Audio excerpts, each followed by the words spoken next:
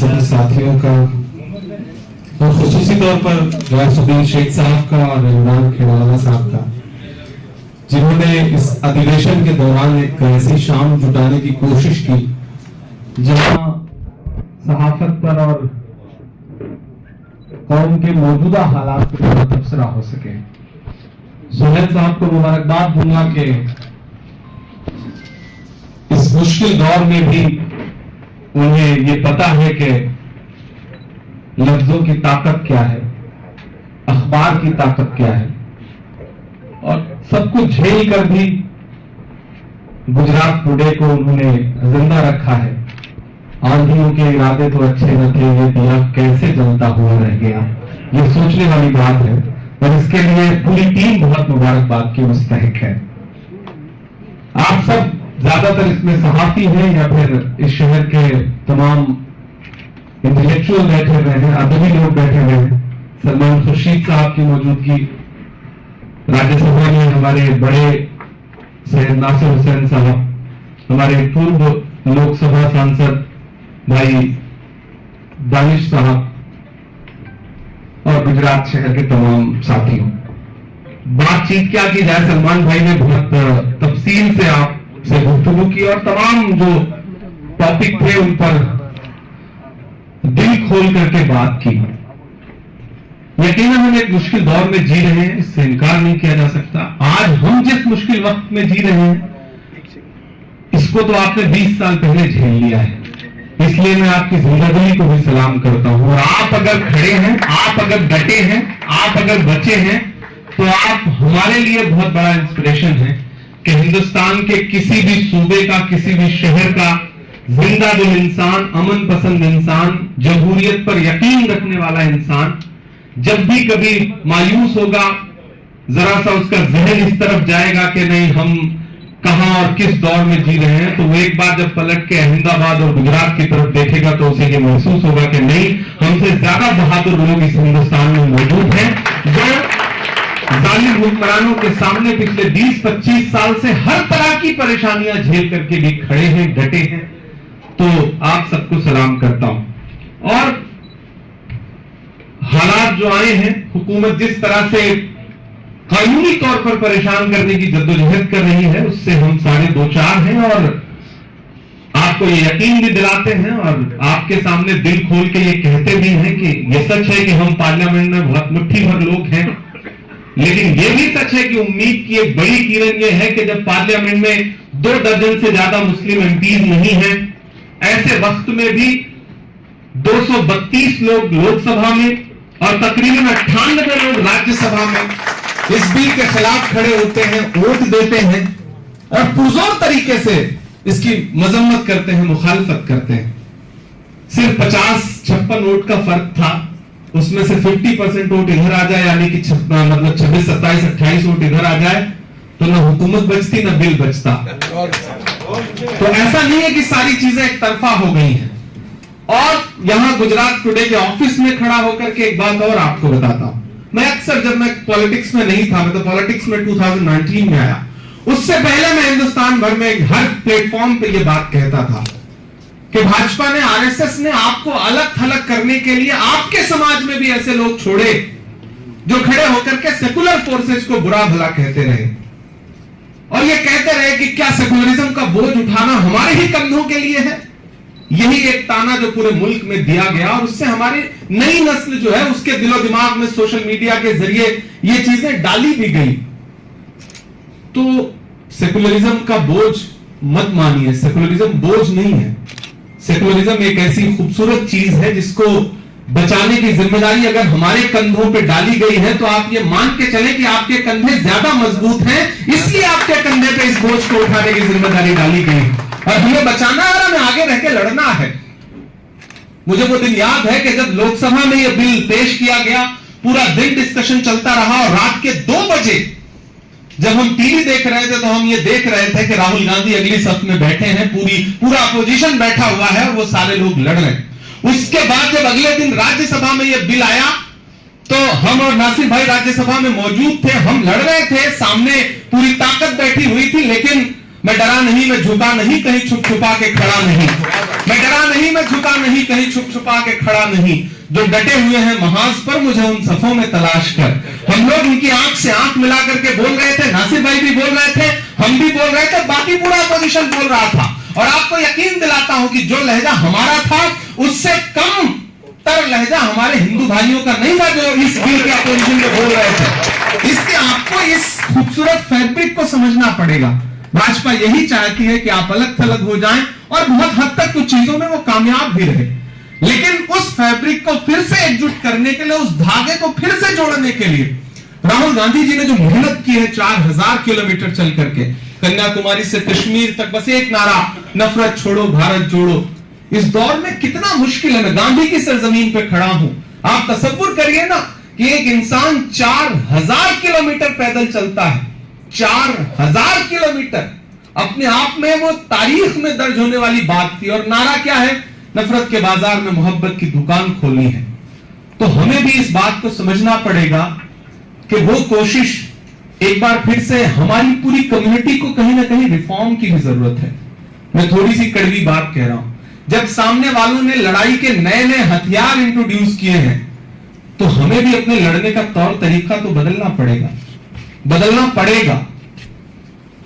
जब तक नहीं बदलेंगे आप लड़ाई हारते रहेंगे। इसलिए बहुत समझदारी के साथ हर शहर में सहाफत से जुड़े हुए लोग, पढ़े लिखे लोग आगे आए। मुझसे कभी किसी ने एक बहुत अच्छी बात कही थी। एक प्रोफेसर है दिल्ली में, एक दिन उनके साथ बैठा था, ऐसे डिस्कशन हो रहा था, तो उन्होंने कहा कि आपकी कम्युनिटी की प्रॉब्लम आपको पता है? तो मैंने कहा बताइए। उन्होंने कहा बाकी कौमें जो है वो अपना लीडर चुनती हैं, उसको सपोर्ट देती हैं, हर तरह का सपोर्ट देती हैं, और फिर जब उसे चुन लेती हैं, किसी इख्तिदार पे बिठा देती हैं, तो उसके हिसाब से चलती हैं। और आपकी कौम की प्रॉब्लम यह है कि आपकी कौम एक नेता चुनती है, नेता चुनने के बाद यह चाहती है कि नेता हमारे हिसाब से चले। नहीं चलेगा तो उसको बदल देंगे और अपनी पूरी एनर्जी उसको बदलने में लगाते हैं। हम काम लेना नहीं जानते। कोई भी मां के पेट से सीख के नहीं आता। जब मैं पार्लियामेंट में आया तो मैंने एक वक्त पर ही एक सेमिनार था, मैंने उसमें एक बात कही थी कि भाई मेरा कोई लेना देना नहीं है, मैं इस तरह के किसी कमेटी में नहीं रहा या फिर वक्त की प्रॉपर्टीज और इन सब किसी भी कमेटी में नहीं रहा। मुझे बहुत सारी चीजें पता नहीं है। मैं नया हूं, नौजवान हूं। अब एक जगह पहुंच गया हूं, वहां पहुंच गया हूं जहां से आपके फैसले हो रहे हैं, कानून बन रहे हैं। तो अब इस हमारी कौम के जो जिम्मेदारान हैं, जो अदबी लोग हैं, जो मुहज्जब लोग हैं, जो जिम्मेदारान हैं, उनका फर्ज बनता है कि ऐसे तमाम लोगों को आइडेंटिफाई करिए जो आपकी लड़ाई लड़ सकते हैं, नौजवान हैं, जिनके कंधे भी मजबूत हैं। आप उनको एक बार भरोसा जता करके देखिए। अगर उस वक्त हम आपको कहीं डिच करें, हम आपको मायूस करें, तब हमारी गलती है। तो मैं आपको ये कह रहा हूं और आपसे गुजारिश भी कर रहा हूं कि जो हाकिम है वो इतना भी जालिम नहीं है जितना फिरौन था, और आप उतने भी मजलूम नहीं है जितनी मूसा की उम्मत थी। तो लड़िए, लड़ेंगे इंशाअल्लाह।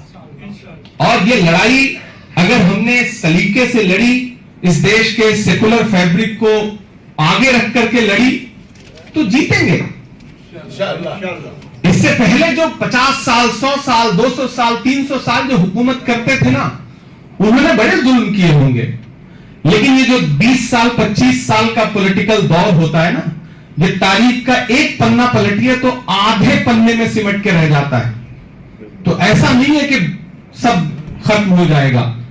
कोई एक महात्मा गांधी उठ खड़ा होता है तो अंग्रेजों की पूरी हुकूमत को वापस लौट के जाना पड़ता है। तो अपना दिल बड़ा रखिए।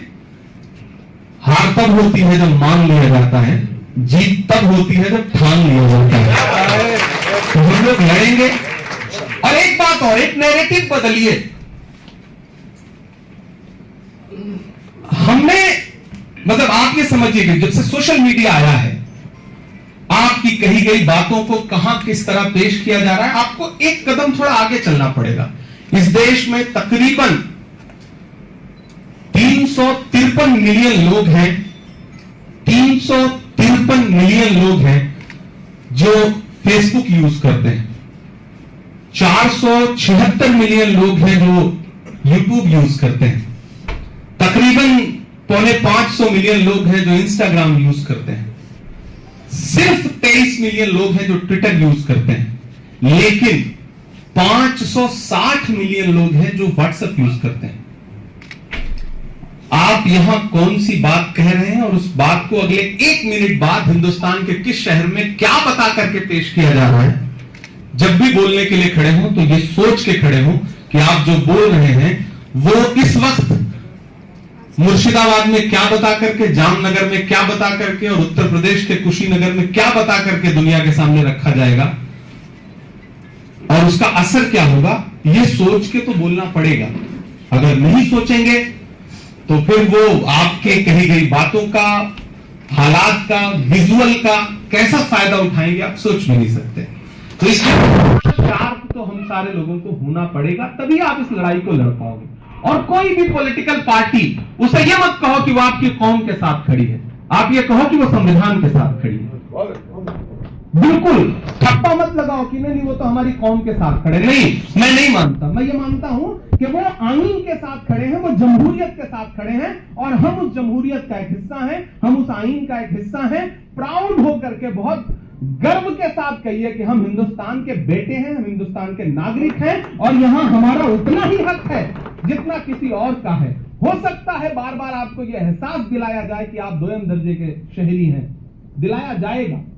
दलितों को तो पिछले कई हजार सालों से दिलाया जा रहा है, लेकिन वो लड़ रहे हैं ना, मतलब लड़ रहे हैं। मैं एप्रिशिएट करता हूं ओबीसी को कितना हाशिए पे रखा गया, लेकिन एक पॉलिटिकल दौर आता है।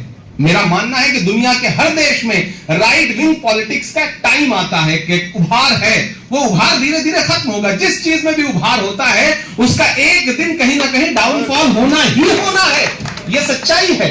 तो इसलिए मेरी आप सबसे गुजारिश है कि बिल्कुल मायूसी कुफ्र है, मायूसी के इर्द गिर्द भी मत जाइए, मायूस मत होइए। हम सब लड़ रहे हैं। हमें जो रोल खुदा ने हमारे हिस्से में दिया है, हमारी पॉलिटिकल पार्टी ने हमारे हिस्से में जो दिया है, ये दबदबा, ये शोहरतें, ये नशे दौलत किराएदार हैं, सब घर बदलते रहते हैं। कल कोई और अपनी इस लड़ाई को लड़ रहा था, आज हम इस लड़ाई को लड़ रहे हैं। कल कोई हमारी जगह और होगा, नासिर भाई की जगह कोई और होगा, दानिश भाई की जगह कोई और होगा। हम सब उस लड़ाई को लड़ते रहें और जहां बन पड़े अपने लोगों को, समझदार लोगों को किस तरह से पॉलिटिकली फ्रंट पे रख करके उनका सपोर्ट कर सकते हैं, ये सोचते रहें। पार्लियामेंट में बिल पास हो गया है, अभी तुम न जाने कितने और बिल आएंगे।